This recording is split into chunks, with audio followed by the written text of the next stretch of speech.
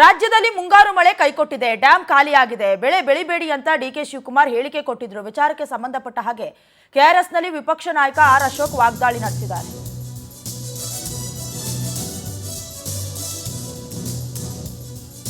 ಚಿನ್ನ ಖರೀದಿಸಬೇಡಿ ಎಂದಿದ್ದಕ್ಕೆ ಬಾಯಿ ಬಡಿದುಕೊಂಡಿದ್ರು. ರೈತರಿಗೆ ಹೇಳುವ ಮುನ್ನ ತಮಿಳುನಾಡು ರೈತರಿಗೆ ಹೇಳಬೇಕಾಗಿತ್ತು.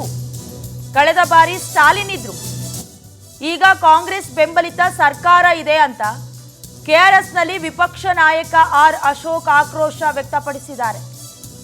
ರಾಜ್ಯದ ಎಲ್ಲಾ ಜಲಾಶಯಗಳು ಖಾಲಿ ಆಗಿದೆ. ಕೆಆರ್ಎಸ್ನಲ್ಲಿ ಕೇವಲ 6 ಟಿಎಂಸಿ ನೀರು ಮಾತ್ರ ಇರೋದು. ಡಿಕೆ ಶಿವಕುಮಾರ್ ಸಿಎಂ ಆಗಿ 1 ತಿಂಗಳಾಯಿತು. ರಾಜ್ಯದಲ್ಲಿ ಕೃಷಿ ಸಚಿವರೇ ಇಲ್ಲ, ಸಂಪುಟ ಪೂರ್ಣಗೊಂಡಿಲ್ಲ. ಪೇಮೆಂಟ್ ಕ್ಯಾಬಿನೆಟ್ಗೆ ಸಿಎಂ ಡಿಕೆ ಶಿವಕುಮಾರ್ ಕಾಯ್ತಿದ್ದಾರಾ ಅಂತ ಪ್ರಶ್ನೆ ಮಾಡಿದ್ದಾರೆ. ಕೆಆರ್ಎಸ್ನಲ್ಲಿ ವಿಪಕ್ಷ ನಾಯಕ ಆರ್ ಅಶೋಕ್ ಆಕ್ರೋಶ ಹೊರಹಾಕಿದ್ದಾರೆ. ಪ್ರತಿ ತಿಂಗಳಿಗೂ ಬೇಕಾಗಿರೋದು 3 ಟಿಎಂಸಿ. ಅದರಲ್ಲಿ ಅರ್ಧ ಟಿಎಂಸಿ ವೇಪರ್ ಆಗ್ತದೆ, ವೇಸ್ಟೇಜ್ ಬಿಟ್ಟರೆ 3 ಟಿಎಂಸಿ ಬೇಕು. ಇನ್ನೆರಡು ತಿಂಗಳಿಗಾಗಷ್ಟು ಮಾತ್ರ ಅದು ಕುಡಿಯೋ ನೀರಿಗೆ ಕೆಆರ್ಎಸ್ಸಲ್ಲಿ ನೀರಿದೆ.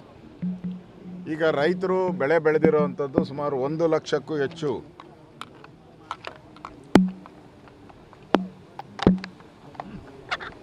ಕಬ್ಬು ಇರ್ಬೋದು, ಬೇರೆ ಬೇರೆ ಬೆಳೆಗಳಿರ್ಬೋದು. ಅದು 1 ಲಕ್ಷ ಎಕರೆಗಿಂತೂ ಹೆಚ್ಚು ಬೆಳೆ ಬೆಳೆದಿದ್ದಾರೆ. ಆದರೆ ಇವತ್ತು ಅವರಿಗೆ ನೀರು ಕೊಡಲ್ಲ ಅಂತ ಹೇಳಿದ್ದಾರೆ. ಪ್ರತಿ ತಿಂಗಳಿಗೂ ಬೇಕಾಗಿರೋದು 3 ಟಿಎಂಸಿ. ಅದರಲ್ಲಿ ಅರ್ಧ ಟಿಎಂಸಿ ವೇಪರ್ ಆಗ್ತದೆ, ವೇಸ್ಟೇಜ್ ಬಿಟ್ಟರೆ 3 ಟಿಎಂಸಿ ಬೇಕು.